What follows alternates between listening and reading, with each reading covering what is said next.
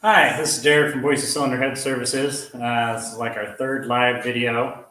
Today we're going to talk a little bit about Subaru heads and whatever else I can think of. Today, or a couple days ago, we got a head in here with a severe crack in it, and we've seen a lot of cracks on these single overhead cam Subaru heads, and this was by far the worst one. And we tell a lot of our customers about these cracks and how they can creep and crawl below the seat. I don't know if I can get that in there well enough to see, but there's cracks that happen right between the spark plug and the intake seat, and this one has it on all four spots here, right there, here, and here. And the concern with cracks is that you can breach into coolant and cause a coolant leak that'll get into your combustion chamber, wash out your cylinder, cause a lot of issues. But this one here goes below the seat. I don't think we have any coolant leak issues, but let's see if we can get it in the camera angle there. Goes right, continues on right underneath the seat there. I don't know if you can see that line, maybe. But, these things are press fitted in there, and about 7 thousandths press fit to get a seat driven in there. And when that crack happens, the aluminum material wedges out, and it could cause that seat to dislodge, and then cause a lot of shrapnel inside the combustion chamber, and really cause a lot of damage. So when we see stuff like that, we recommend a new casting. This head is obviously overheated, had head gasket issues for a long time. You can see this in this coolant port here. Maybe there's a whole bunch of gunk buildup from that that stuff they sell at gas stations and at auto parts stores that is supposed to stop a coolant leak from happening. They just pour it into the radiator, and it goes through the system and kind of gunks it all up. And that stuff's great for if you're going from town to town and you need to make another 50 miles, in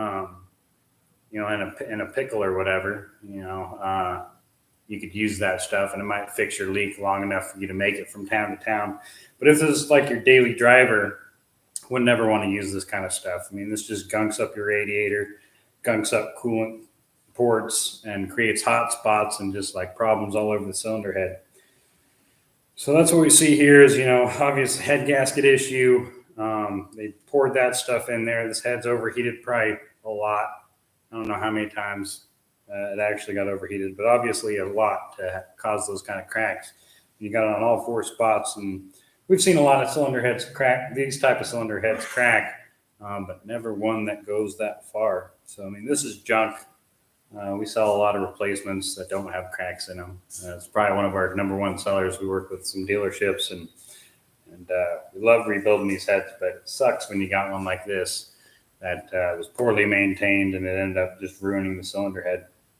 That was interesting to see. We're going to keep this here for an example for all our customers because sometimes people come in and they're like, it's a tiny crack, superficial, isn't really going to make a difference. But when it goes below your seat, you're playing with fire. You could have that seat drop out. It's going to damage your piston, your block, everything. It's just going to blow it up.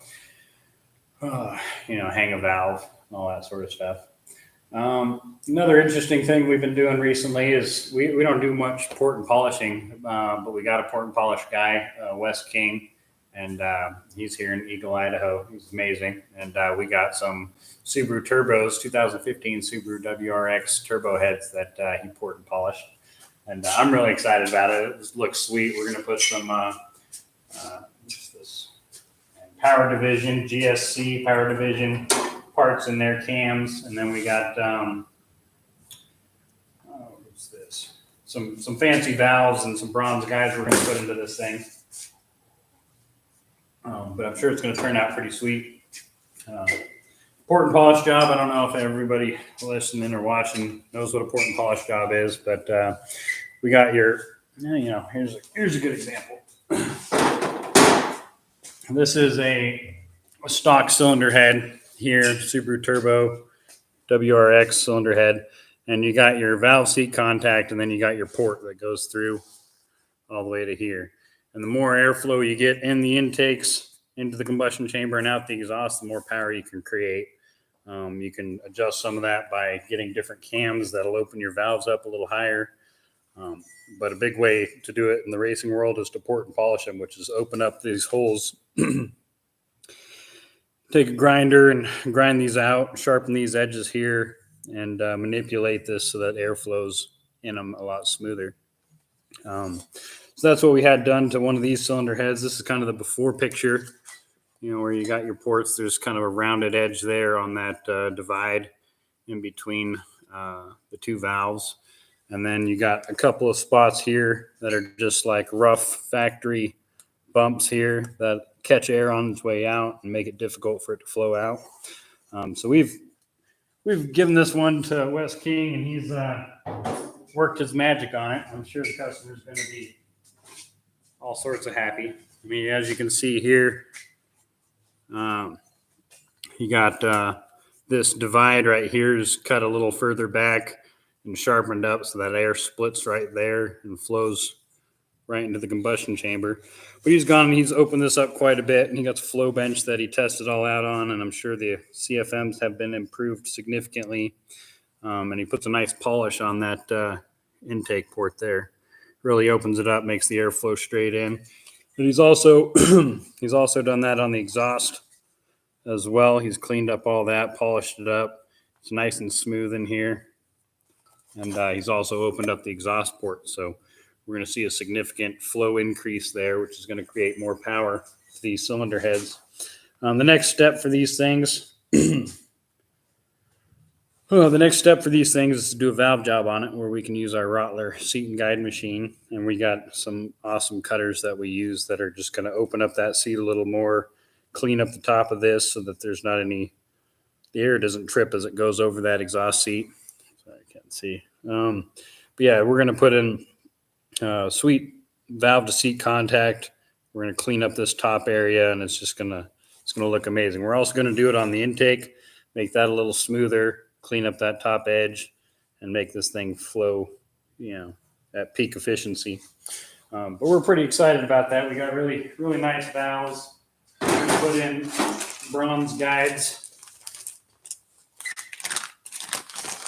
Bronze guides like these. These things hold up heck of a lot better than cast iron heads do. So we're pretty excited about using those. And then the valves that we're using, pull those out. These things look really sweet.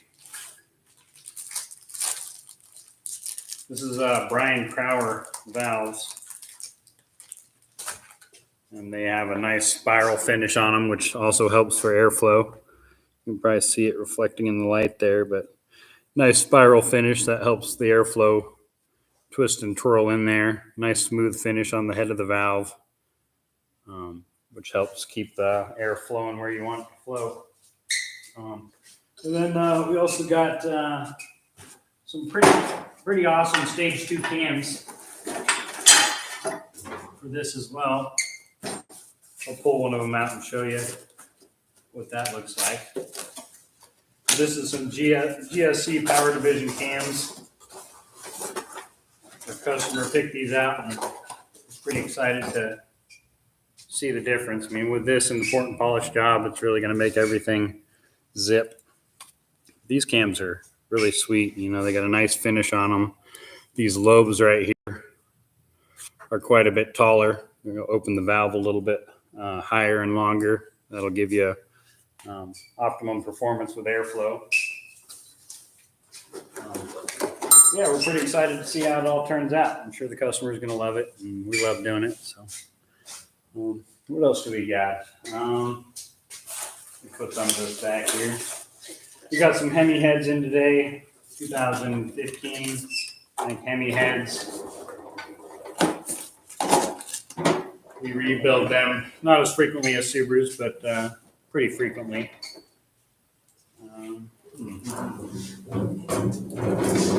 These are not the newest, but they're pretty new. In 2015, I do believe. 2013, excuse me. But these Hemi Heads, a lot of people love these cars. Hemispherical combustion chambers is what they're going after here. They've changed the design a whole bunch since 1960, 62, something like that. We don't get to do all that much with those heads. We're just gonna, there was a head gasket issue, so we're just gonna resurface the head gasket and wash it up and give it back to the customer. What else to talk about today? Yeah, we really do see all sorts of kinds of, all sorts of different makes and models of vehicles here. We got some Caterpillar heads we're resurfacing, some old Land Cruiser heads, 1981 3-liter Land Cruiser diesel head that is, I've never seen one before. They're really hard to find parts for, but a lot of problems we deal with like that, finding parts for weird old heads. Some of the newer stuff that we're working on is these 2015 Subaru Outback chain-driven engines. They're quite a bit different than the predecessor, the EJ25 series engines. This is the FB 2520 series. They've changed a whole bunch. I mean, they went from rocker arms to rocker roller setup. But got dual cams here. The chain goes right here. It's all enclosed. We haven't seen too many of these. I mean, a fair amount. They're starting to come in more and more.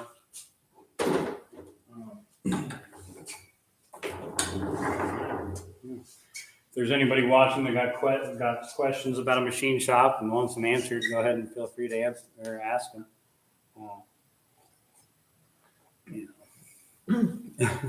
Let them know that our schedule is changing to Wednesday nights. Oh yeah, our schedule is changing to Wednesday night at 5:15 Mountain Standard Time. Yeah. Yeah. Have some, just, is there anything that they'd like to see on here? Yeah, if there is anything you guys would like to see on here discussed, valves, seat installs, cutting the valves, I don't know how we evaluate cylinder heads, what kind of vehicles we work on, or what kind of vehicles we avoid to work on, because there's a few of those out there. Or even questions about tools. We do use a lot of tools around here. If there's any questions about tools or what works best for certain things, we can answer all those type of questions in a video or during our live sessions. We do a fair amount of seat installs and different material for those. And there's beryllium, there's Tucker Seat Company, and a lot of different options there. Certain seats hold up to more heat or more performance driven applications. We did the full. You're almost there. We do got a set of Lexus heads in here that had a timing belt break, and it dislodged some keepers, damaged the valves, bent them. Broke some keepers. I don't know if I have them right handy here, but I've never seen keepers squish like these ones did. It was the first. It was the first for me. But the keepers hold the valve together against the spring pressure. They can see that in our other videos too. Yeah, we definitely have that in our other videos.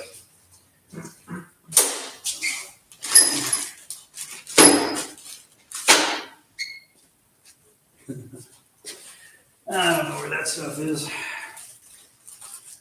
But it's not too often we see timing belts break and bend valves. That's kind of a common thing.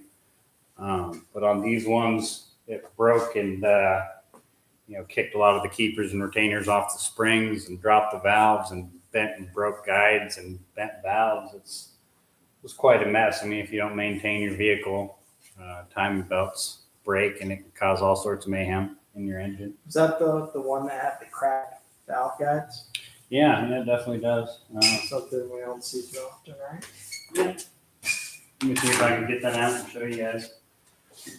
This is on a 98 Lexus LS 400, 4-liter. this head's all right. But yeah, I don't know if they'll be able to see it in here, but right in here, you know, the valve will bend and it goes in that guide right there, that little hole in the bottom of this valve port or intake port. But when a valve's straight, you know, it can bounce back and forth, open up, let air in, close off the combustion chamber so it can combust. But when the timing belt breaks, the timing of the cylinder head and the block and the crank aren't aligned anymore. And so the piston can come up and hit the valve, bending the valve. And in certain scenarios, it can bend them enough to wedge into those guides down there and crack the guide. And then you need to replace the whole guide. But right there, that little guide is cracked right up at the top of it here. Right, let's see. Right there's a little crack. I don't think you guys can see it very well in that shot, but it's definitely cracked. And then on the back side, we got cracks too, which is, you know, this one here is cracked on the upper portion of it right there, where the valve bent enough to break the back of the guide, which is kind of rare. We don't see that very often, but this is a pretty labor-intensive rebuild here. We got to replace all the valves, replace all these little lifter cups. And this one here uses a little butt, kind of like a motorcycle. And these little things are different sizes depending on what you need to set your clearance to the proper clearance, your valve clearance. But you got your little lifter cup here, and then this goes on top of the retainer. And then you can measure in between this and the cam to get your valve clearance. Check your valve clearance and to know what you need to change this little puck to achieve efficient, to achieve the right spec, to be able to set it to the right spec. And why is that important? That's important because if you have too much, it's going to create not enough lift. And if it's too tight, your valve's going to be hung open. You're going to have a misfire. That wouldn't be good. You'd have a check engine light or a dead hole, dead cylinder, and your engine would be running at way less efficiency. Can you explain what a dead hole is? A dead hole is where your spark plug fires, and on a V8 you got 8 cylinders that all are synchronized and function together to turn the crank and push out that power. And if you have one hole that isn't firing, or a dead hole, it means that one's not combusting and adding to the flow and the power of the engine. And then if it's not adding that power to the engine, it's going to create drag from that cylinder because the rest of the engine is going to be rotating over and moving and creating that power. And that one hole is going to be just dead weight essentially on the engine, which causes a big loss of power. Unlike a 4-cylinder, if you have one hole that's dead, it pretty much cuts your power in half by about 50%. So, and that'll increase your gas mileage and all sorts of stuff there. And that's something that you'll have to take it to a mechanic shop and get it fixed. Let's see. We also work on motorcycles from time to time. And this one here, it's off a 2004 Yamaha YZ450. And they had a valve break in there, and it caused some damage here. Let's see if we can see that.